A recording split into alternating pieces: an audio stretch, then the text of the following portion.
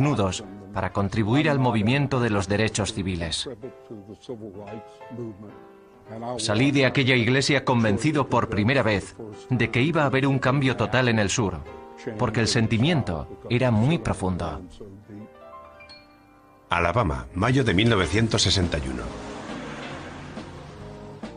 En la primavera de 1961, idealistas simpatizantes blancos y negros de todo el país decidieron desafiar a las leyes segregacionistas viajando juntos por el sur profundo. A los jóvenes voluntarios se les apodaban viajeros de la libertad. En Alabama fueron recibidos por una turba violenta. La violenta reacción a la integración en el sur fue portada en los periódicos de costa a costa. Asediados, vapuleados y atascados en Montgomery, los viajeros de la libertad necesitaban un portavoz de talla nacional. El Dr. King respondió a la llamada.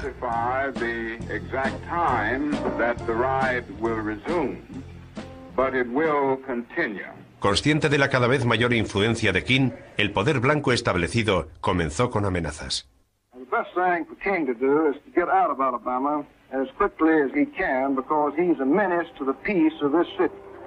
Cuando se corrió la voz de que King estaba celebrando una reunión en apoyo de los viajeros de la libertad en la iglesia de su amigo íntimo Ralph Abernathy, se congregó en la puerta una muchedumbre despiadada.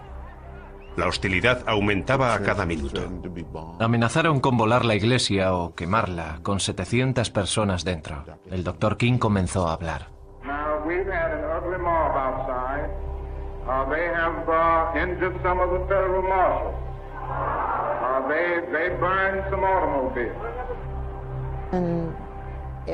Todos sabíamos que la iglesia estaba rodeada. Sabíamos que podían entrar y que algunos podríamos morir o resultar heridos.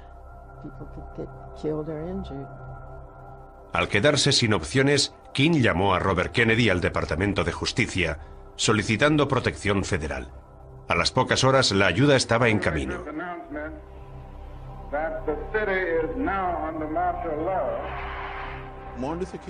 El Dr. King no parecía asustado ni intimidado.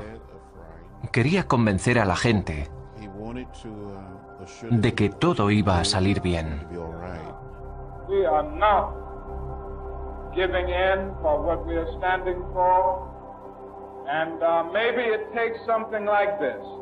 For the federal government to see that Alabama is not going to place any limit upon itself. It must be imposed from without.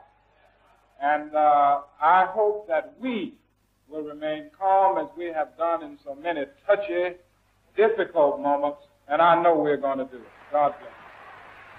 Fue en aquel crisol de las primeras crisis, como la de los viajeros de la libertad, donde tomó forma ese característico estilo tranquilo de liderazgo de King.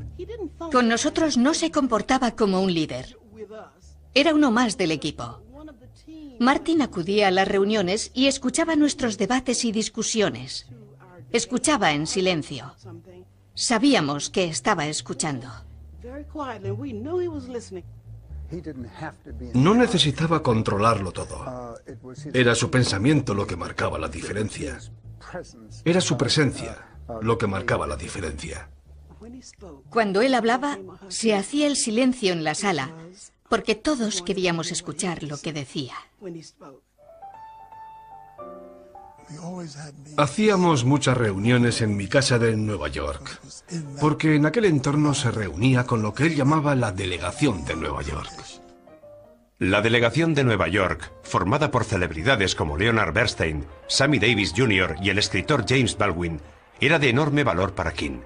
Recolectaba dinero para el movimiento y lo hacía más visible. Mi labor era crear un núcleo fuerte de famosos. Contaba con muchos artistas que apoyaban el movimiento.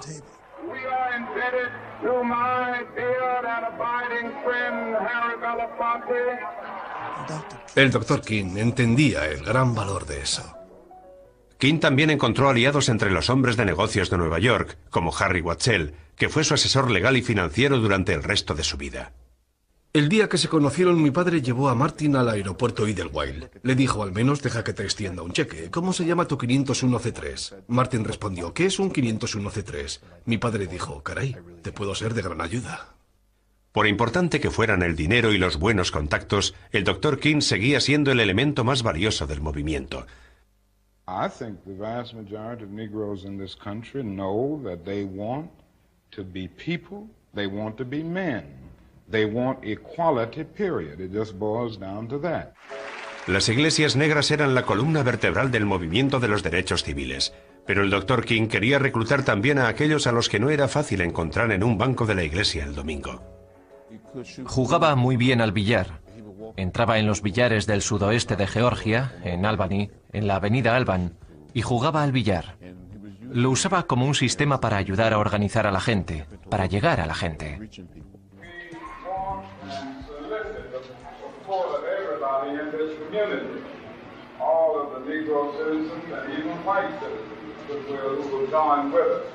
It's a hard, it's a tedious job at times to get people to be aroused from their apathetic slumbers. A finales de 1961, el movimiento de los derechos civiles había logrado muchos seguidores, pero sufría el ataque de los blancos del sur. Injuriaban a King, le acusaban de ser un instigador de inspiración comunista. Las amenazas de muerte eran frecuentes. En Arkansas, donde usted vivía entonces, era una figura muy controvertida. ¿Recuerda qué decía de él la gente? Claro que sí. Muchos blancos racistas lo odiaban. Era la consecuencia inevitable a corto plazo de que fuera tan bueno y tan eficaz. Estaba moviendo a la nación.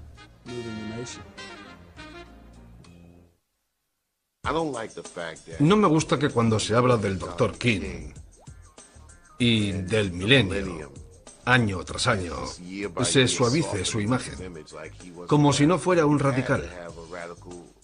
Necesitas un punto de vista radical para oponerte a la opresión y realizar resistencia física si es necesario.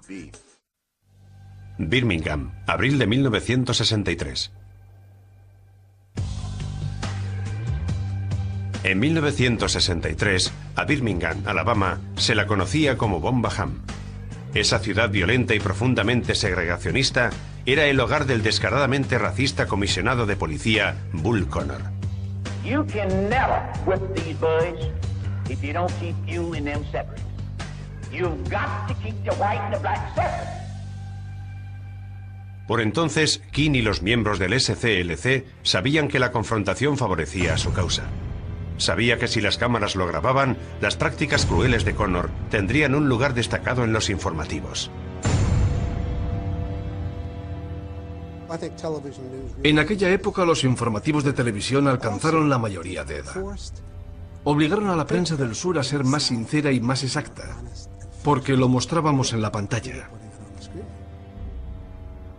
Nos fuisteis de gran ayuda. Nos recordabais constantemente, solo tenemos 90 segundos.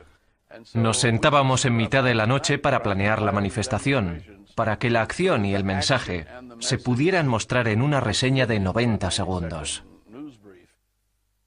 ¿Comprendió el gran poder de la televisión? Sin duda. Su dedicación cautivaba a la prensa. Tenía un gran sentido de qué era noticia y qué no. Sabía que la violencia mantenía allí a las cámaras. Enfocada en presionar a los comerciantes locales, la protesta de Birmingham contra la segregación alcanzó su punto culminante durante la concurrida época de Semana Santa. I will not rest until we are able to make this kind of witness in this city, so that the power structure downtown will have to say, we can't stop this movement, and the only way to deal with it is to give these people what we owe them and what their God-given rights and their constitutional rights demand. Pero al cabo de una semana la protesta comenzó a tener problemas. Se terminó el dinero para las multas y muchos negros de Birmingham seguían teniendo miedo a involucrarse. Preocupado por que la campaña pudiera fallar, King tomó la decisión trascendental de encabezar la manifestación de Viernes Santo. Para King, participar en la manifestación de Viernes Santo era un mensaje simbólico para la comunidad de Birmingham. Debían tomarse un poco más en serio el nivel de sacrificio que se les pedía. La manifestación desafió órdenes estatales y acabó con el arresto de King. Fui a visitarle a la cárcel. Noté que estaba inquieto, muy inquieto. Tenía recortes de periódicos viejos y hojas de papel en las que estaba escribiendo. En respuesta a las críticas del clero local blanco, en su celda King escribió lo que se convirtió en una epístola del movimiento. La carta desde una prisión de Birmingham. Para los que no han sentido nunca los dardos punzantes de la segregación racial, es fácil decir, espera. Cuando ves a la mayor parte de los 20 millones de hermanos negros asfixiarse en una jaula hermética de pobreza en medio de una sociedad opulenta, cuando tu nombre es negro y tu apellido chico, entiendes por qué es difícil esperar. Lo más extraordinario es que no tenía libros de consulta, nada en absoluto. Y citaba los razonamientos más polémicos y eruditos sobre justicia social. Citaba la Biblia, citaba a Platón, todo de memoria, todo de memoria. La carta iba a conmocionar a la nación, pero cuando King fue puesto en libertad 8 días más tarde, todavía no había gente suficiente dispuesta a manifestarse. King estuvo de acuerdo con la idea de reclutar a niños de Birmingham y cientos de ellos se unieron a sus filas con entusiasmo.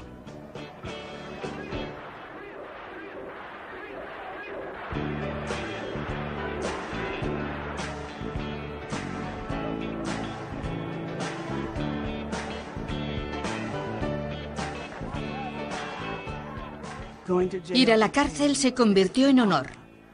Oías a los chicos por la calle diciendo, ¿has ido hoy a la cárcel? Yo fui la semana pasada. El doctor King decía, transformaremos estas prisiones de mazmorras de vergüenza en cielos de victoria. Y eso fue exactamente lo que ocurrió.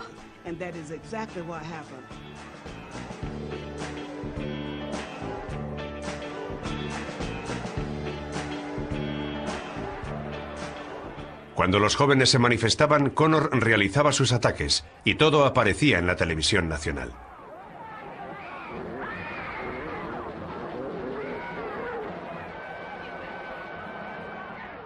Ahora todo el país tenía una visión clara de la violencia racial en el sur.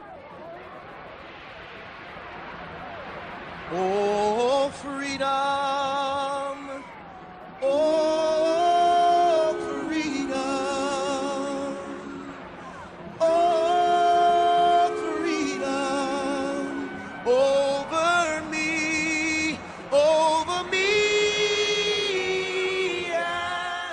Cuando se desataba la violencia en Birmingham, no podías escapar a ella. No podías escapar al drama, no podías escapar al miedo. Todo el país estaba fascinado por lo que ocurría en Birmingham, aquel pequeño lugar en el que vivíamos. Birmingham estaba mandando a los hermanos Kennedy el mensaje ineludible de que los derechos civiles eran un problema del que tenían que ocuparse. Obligada a intervenir, la administración Kennedy ayudó en las negociaciones con los líderes blancos de la ciudad. Y el 10 de mayo de 1963, el acuerdo de tregua en Birmingham supuso un paso enorme hacia la integración en la que puede que fuera la ciudad más segregacionista de Norteamérica.